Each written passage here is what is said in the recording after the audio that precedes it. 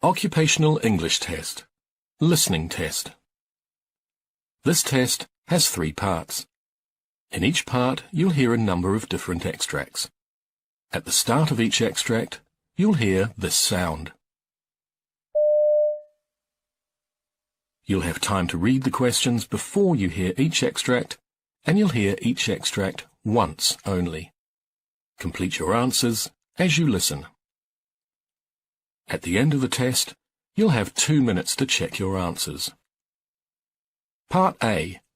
In this part of the test, you'll hear 2 different extracts. In each extract, a health professional is talking to a patient. For questions 1 to 24, complete the notes with information you hear. Now look at the notes for Extract 1. Extract 1. Questions 1 to 12. You hear a vet talking to a pet owner called Tony Davis.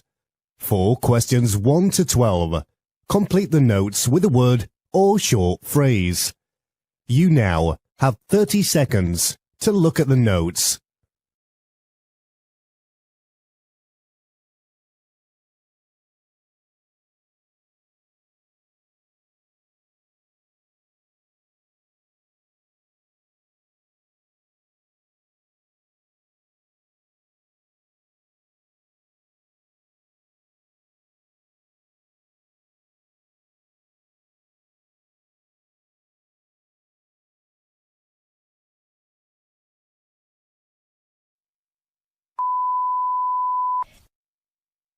Oh, she's fine overall. I just think it's time I did something about this. What seems to be the problem? Well, recently Bubbles has been acting a little bit strangely. When I take her to the park, for example, she'll pick fights with the other dogs just because they're, well, there. She barks so loudly, it's really embarrassing. Then don't get me started about when she sees any males about. She acts really, well, randy. I've had Bubbles since she was a puppy, so I know when something's up. Remind me how old she is now? She's 2. All right, and what are you suspecting? I don't know. I was reading around on the internet about what happens to a dog when she's in heat, and she's displaying all the usual signs. Is Bubbles your only pet? She is. We were considering another, maybe a German Shepherd or a Dachshund, but I don't know if she'll be able to cope with that. I understand your concerns. Will she always be like this? Is there something we can do? It's getting to be a right pain. The neighbors have a pit bull, and the other day I caught him leering at her. He got pretty violent. We've got a huge hole in the fence that I'm pretty sure was down to him trying to bash his way through. Have you ever considered spaying Bubbles? What's that? It's abdominal surgery to prevent her from becoming pregnant. The medical term for it is ovariohysterectomy, when both the ovaries and uterus are removed. She'll have a faint scar on her tummy, but other than that, you won't be able to see anything. She'll be much calmer afterwards, and you won't have to worry about annoying or messy heat cycles. Oh, goodness, no, I wouldn't want to hurt her. Is there any other way? Don't worry, it's a relatively painless procedure, and it's all done under anesthetic, and it's over within 2 hours. She'd come in, we'd give you the painkillers for her afterwards, too. Plus, an Elizabethan collar to stop her from interfering with the stitches. There are other health benefits, too. Really? Like what? Well, for one thing, it'll reduce her risk of contracting breast cancer or a womb infection, which is something that can be fatal. Plus, pregnancy in dogs can be quite a big risk that can produce medical complications. The list is endless, really. I can only imagine that she creates quite a bit of mess around the house when she's in heat. You've got that right. All of those months we spent getting her house trained, and now this. Okay, I think it's something that I'd like to do. Like you say, there are lots of health benefits, and I'd like Bubbles to live a long time. Plus, I'm sure you've done this plenty of times before. Oh, absolutely. It's a common procedure. It sounds like there are a lot of positives, but what about the drawbacks? Will she change at all? Her metabolism will likely slow down after she's spayed, so you'll need to feed her less and keep up or gradually increase her exercise routine. Okay. If you think it would help. How soon could we have this done? As soon as next week. I'll check to see if we have the space. Just make sure she hasn't had anything to eat beforehand. The food could react with the anesthesia and make her feel nauseous. Okay. And you say it'll all be done within a couple of hours? Yes. What about after the procedure? My partner and the kids have got into a routine with Bubbles now. We each take turns to feed her and walk her. Can we just carry on with our normal routines? Absolutely. The day after the surgery, she can eat normally. One thing I would say, though, you would need to limit her exercise for about a week after the surgery. I'd also keep her indoors for a little while. Okay. So we just ease her back into the routine? Right. Okay. I'll discuss it with my partner, make sure he's okay with it, and then I can call to book in if that's okay.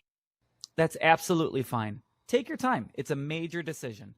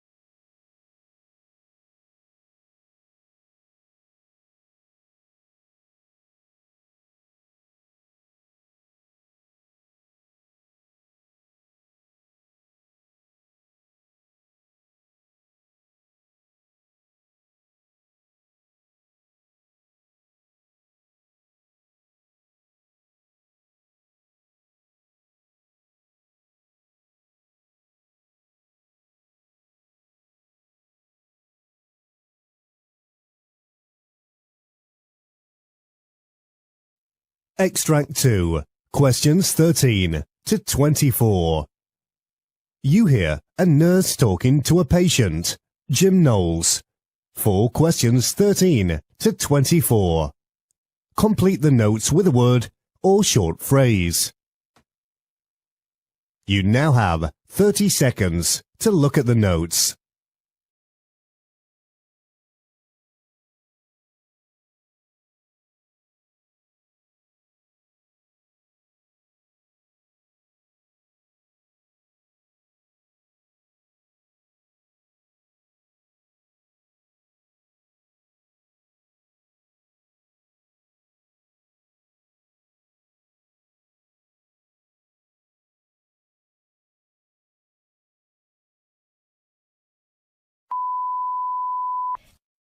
Hello, Jim. How are you feeling today? I'm all right, Nina, pet. How are you? I'm having one of those days, I'm afraid. So let's have a look at your chart. Okay, everything looks good. How are you feeling? Much better today. I think the morphine has started to kick in. What are you like? You don't need morphine. Jim, you just need to eat a proper meal. What did you have today? Don't worry, I did eat my daily ration of slop today. I think they call it a hospital roast. That was for lunch. What about breakfast? Yes, I had the usual gruel. Very good. Your vitals are looking better already. Do you remember much about the fall yesterday? Yes, I do, pet. I've been getting in and out of my Stairmaster without any problems for the last few weeks. I just had slip and tumble is all. Mavis called the ambulance, though, and here we are. Okay, it looks as though you've sprained your right elbow. There's a little bit of a bruise forming. Okay. I'll make sure you get an ice pack for it. Are you in pain anywhere else? I don't think so. And your hearing aid seems to be working just fine. How long have you been using a hearing aid? Around 5 months now. Right around the same time that I started wearing reading glasses, I think. No, actually, I got it before. Okay, are you near or far-sighted? I always thought a little of both. What's the one where you can't read things up close so well? Ah, okay. Yes, it's confirmed in your notes. Hyperopia, it says. If you say so. I do. Would you like your glasses now? I can't see them anywhere. Mavis took them to get the frame changed. They were broken in the fall. Okay. Can I ask you, Nina, why all the interest in my feeding habits? Mainly because of your medical history, Jim. We want to make sure that you're not malnourished. From your file, I can see you had a bout of dependency on drugs. I did not. I was an alcoholic briefly, but I haven't touched a drop since '08. I swear. I believe you, Jim. It's just that your condition means that you're at greater risk of developing malnutrition. We want to keep an eye on you is all. We don't want to lose you. No, you are too kind. Will your wife be coming back today with your glasses? Not just my glasses. She's bringing Callum and Sophie too. Your grandchildren? Yes. You must miss them. Very much. I can't wait to take them fishing again or to the park. Those are my only hobbies now. I'm sure they'll be just as excited to see you. Well, if you don't need me for now, I'll go and see if I can find you that ice pack. Try and keep the pressure off your shoulder and arm in general, okay? Yes, ma'am. Will you come back later to see me before I go to sleep? Yes, if only to make sure you've had something to eat. You wouldn't want us to get the peg out, would you? No, that won't be necessary. Just ask them to liven up the menu a little, would you? I don't think I could stomach much more of that slop they call food. I'll see what I can do. In the meantime, let me fix your pillows. You want to make sure.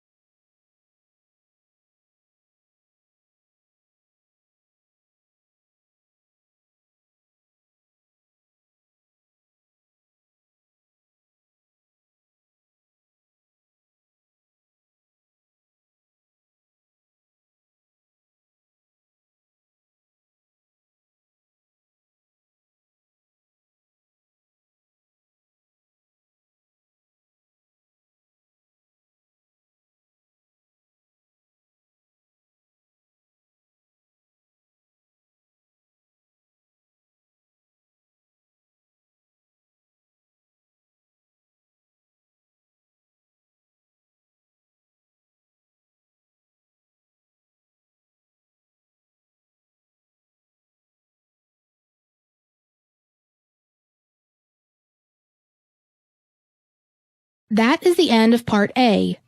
Now look at Part B.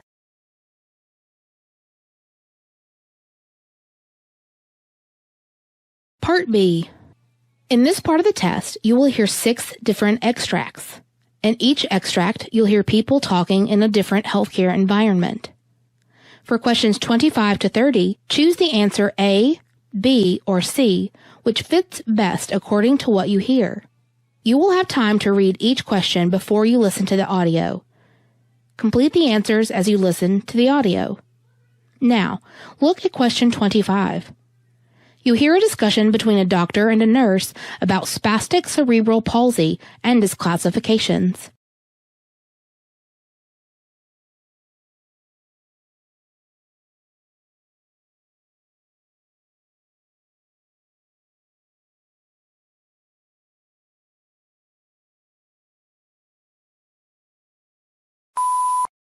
Hello, doctor.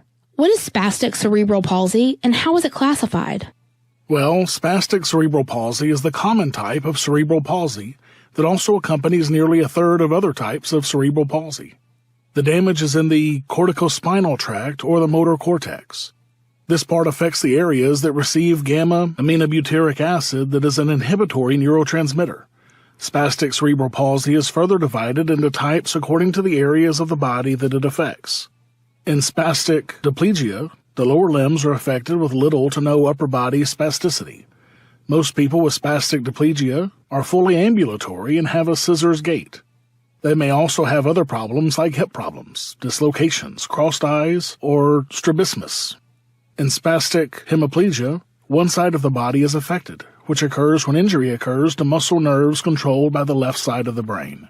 Will cause a right body deficit, and when injury occurs to muscle nerves controlled by the right side of brain, will cause a left body deficit, vice versa. In spastic tetraplegia, all 4 limbs affected equally.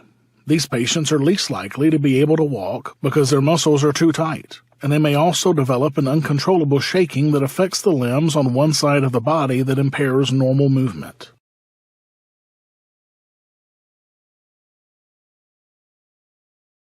Question 26. You hear a discussion about different dose rates of brachytherapy.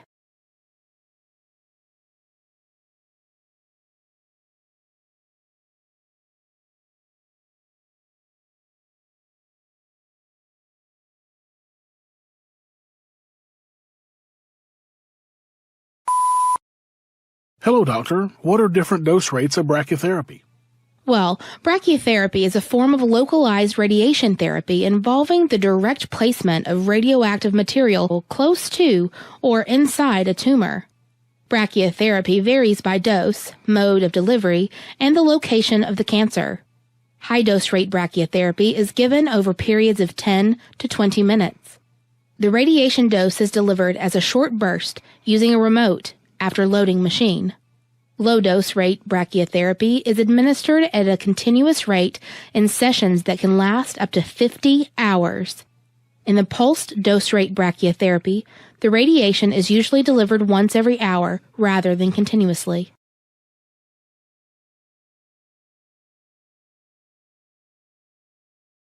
Question 27. You hear a discussion between a doctor and a nurse about bariatric surgery.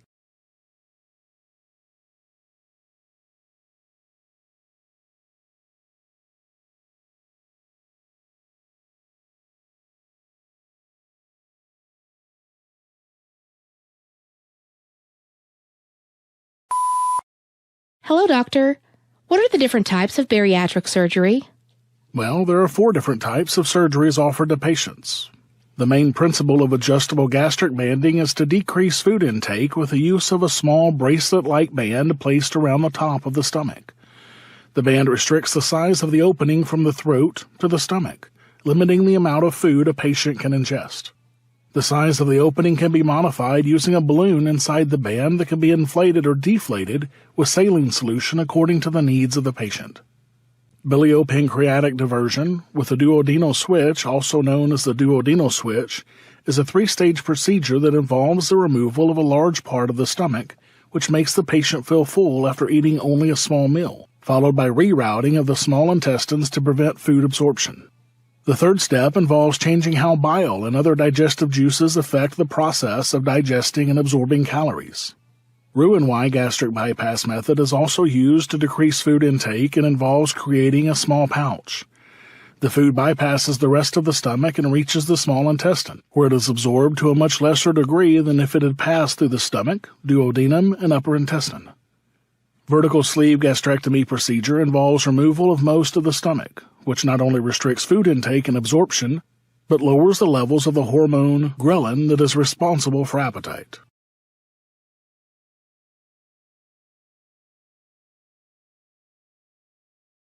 Question 28. You hear a discussion about oral lichen planus lesions.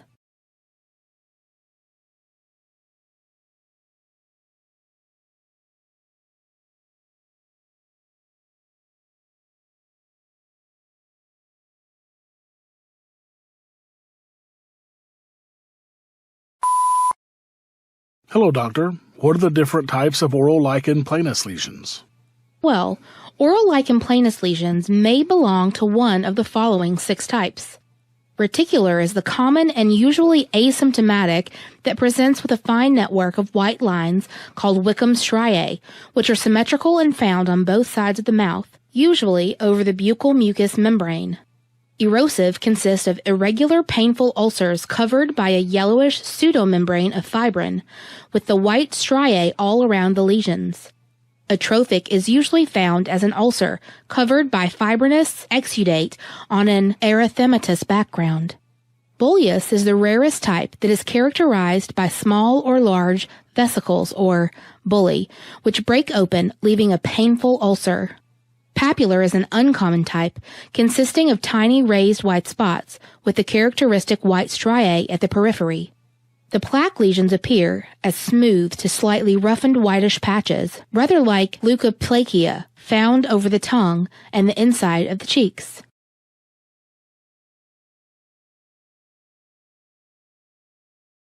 Question 29. You hear a lecture about the autoimmune diseases that affect the blood and blood vessels.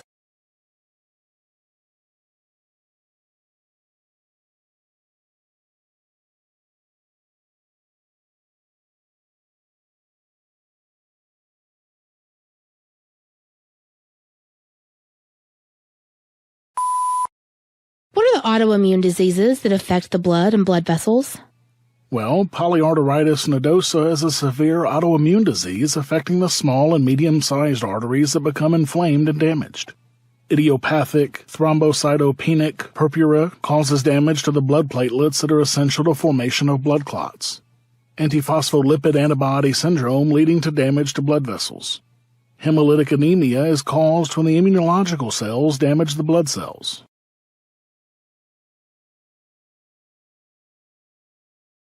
Question 30.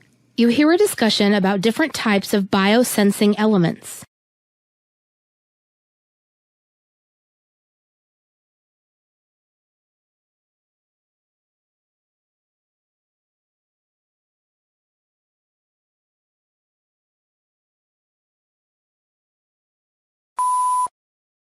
Hello, doctor. What are biosensing elements?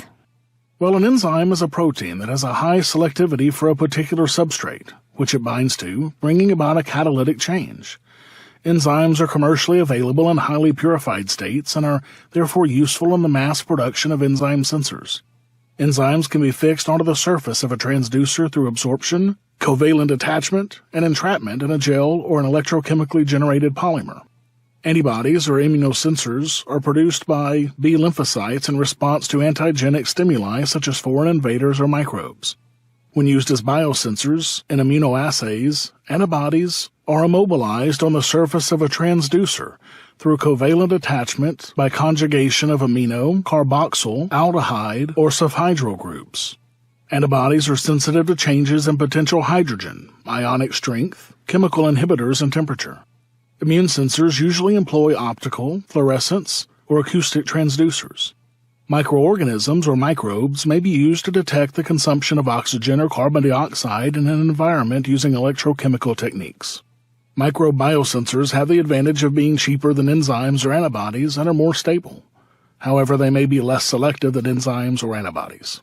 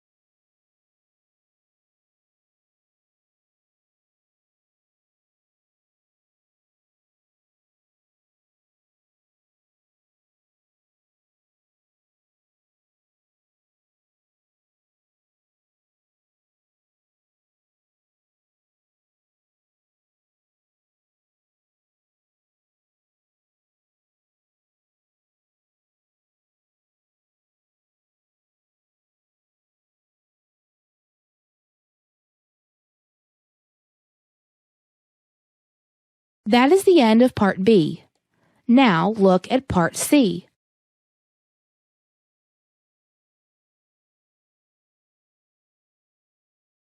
Part C. In this part of the test, you'll hear 2 different extracts. In each extract, you'll hear health professionals talking about specific aspects of their work. For questions 31 to 42, choose the answer A, B, or C, which fits best according to what you hear. Complete the answers as you listen to the audio. Now look at Extract 1. Extract 1, questions 31 to 36. You hear the discussion between a senior doctor and junior doctors on differential blood test. You have 90 seconds to read questions 31 to 36.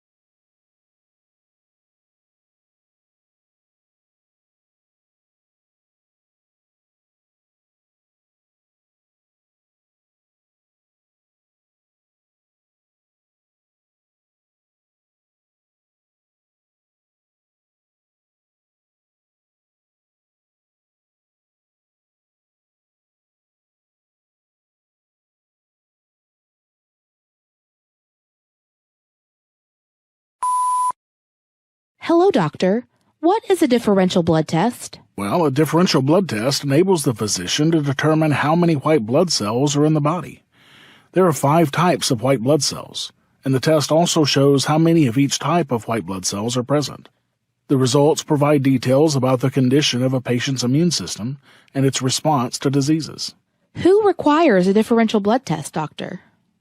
A differential blood test helps diagnose a range of acute or chronic conditions, and often this is ordered when trying to confirm a diagnosis, such as for any signs of acute illness, such as the flu or urinary tract infection.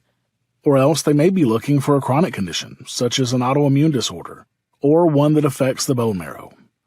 The bone marrow is responsible for producing white blood cells, so changes in white blood cell counts can indicate the functioning of bone marrow. A differential blood test may be ordered if a patient has symptoms, such as body aches, chills, fever, a headache, pain, or particularly in the bones. Although a differential blood test can indicate problems with the white blood cells, it will not be the only test that is used to make a complete diagnosis. The 5 types of white blood cells are: neutrophils are the most common type of white blood cells, which are responsible for destroying bacteria in injured or infected tissue. Monocytes also destroy bacteria, causing chronic infections and a role in repairing damaged tissues. Eosinophils are responsible for treating infections caused by parasites, and they also control the immune system response to allergic reactions. Basophils are the least common type of white blood cell, and their function is yet to be defined. However, they may play a role in allergic reactions. There are 3 types of lymphocytes. B lymphocytes generate antibodies to attack specific viruses, bacteria, and other foreign invaders. T lymphocytes help to identify cells that require an immune response. The 3rd type, called a natural killer cells, destroy cancer cells and viruses. Therefore, each type of white blood cell plays an essential role in the immune system. When a differential blood test result is received, it should also contain a reference range of normal values from the laboratory to evaluate if the white blood cell levels are low, normal, or high. Overall, an increased level of white blood cell count than normal level may indicate the presence of an infection. Typically, normal values for neutrophils are between 2,500 and 6,000 cells. A person with a very low neutrophil count will have fewer than 1,000 cells, a condition called neutropenia. While the results of a differential blood test will give details about all 5 types of white blood cells, a doctor will usually focus on just 1 or 2 types. Depending on the type of cell, high or low levels can indicate different issues, such as a high level of basophil count can indicate certain types of leukemia, including chronic myeloid leukemia. It can also be an indication of severe allergic reactions. Patients with inflammatory disorders, such as rheumatoid arthritis or ulcerative colitis, may also have high basophil counts. Typically, a low basophil count does not indicate a medical condition. However, allergic reactions, stress, steroid use, and hyperthyroidism can result in a basophil count. A high eosinophil count is caused due to an allergic reaction such as asthma, eczema, or a reaction to a medication.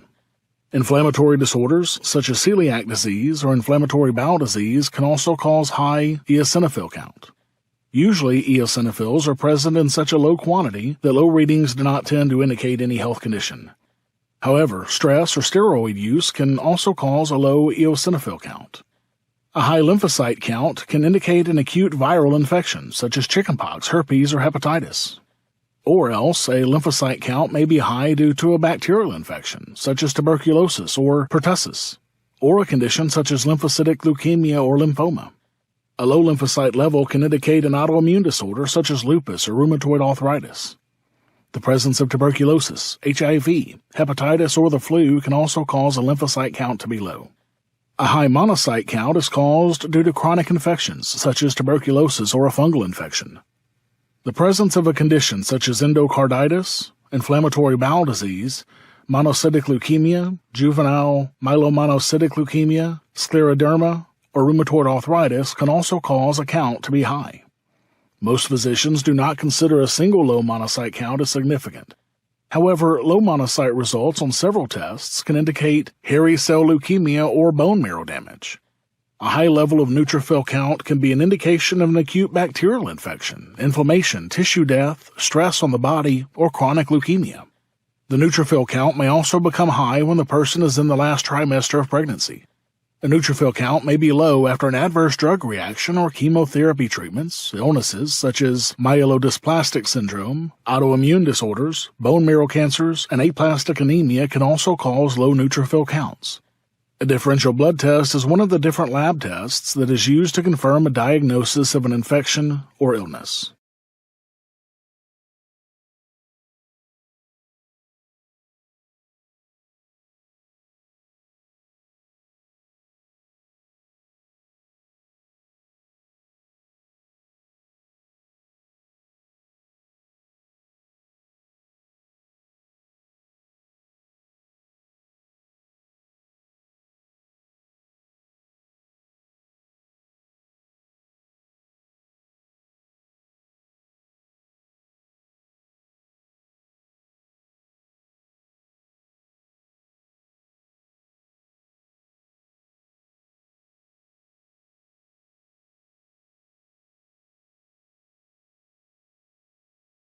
Now look at Extract 2, questions 37 to 42. You hear the discussion of a physician with junior doctors on different types of hernias. You have 90 seconds to read questions 37 to 42.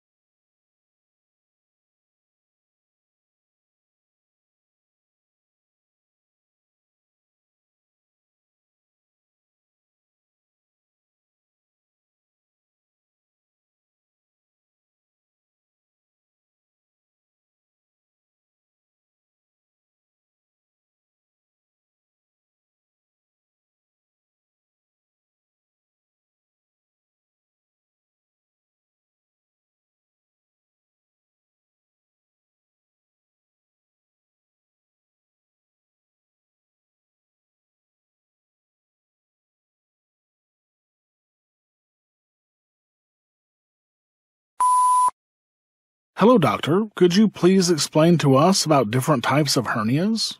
Well, inguinal hernias are located in the lower abdomen just above the leg crease, adjacent or near the pubic region.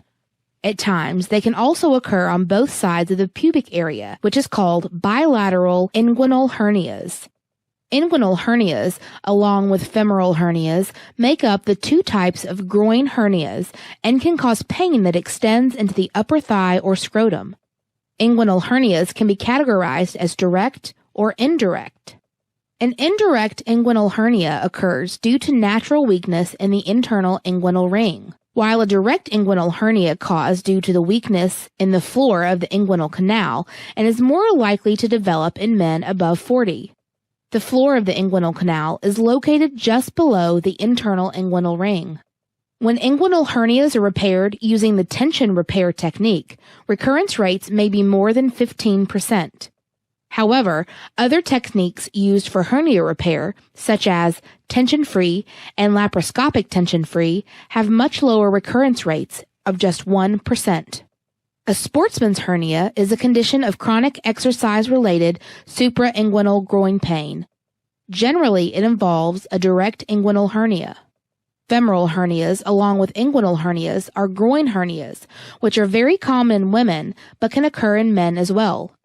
A weakness in the lower groin makes the intestinal sac to drop into the femoral canal, a space near the femoral vein that carries blood from the leg. These hernias are highly prone to develop incarceration or strangulation as an early complication. Incisional hernias appears in the abdomen at the site of a previous surgery that can appear weeks, months, or even years after a surgery and can vary in size from small to very large and complex. Umbilical hernias appear near the belly button or navel due to a common weakness from the blood vessels of the umbilical cord. This may occur in infants at or just after birth and may resolve by 3 or 4 years of age. However, in adults, umbilical hernias will not resolve and may progressively worsen over time. Epigastric hernias are more common in men than women. They occur due to a weakness or opening in the muscles or tendons of the upper abdominal wall on a line between the breastbone and the navel or umbilicus. Spigelian hernias, a protrusion of intestine or an empty sac through a weakness between the muscle fibers of the abdominal wall, often on the right-hand side of the abdomen. It becomes impossible to detect because often there is no obvious swelling or lump. It develops between the muscles of the abdominal wall rather than protruding through layers of fat. It often develops in later life of men and women when the abdominal muscles become weaker. Hiatal hernias are slightly different from other types of hernias because they are a weakness or opening in the diaphragm that separates the chest cavity from the abdominal cavity. These hernias cause reflux of acid from the stomach into the esophagus, resulting in heartburn, pain, and erosion of the esophagus.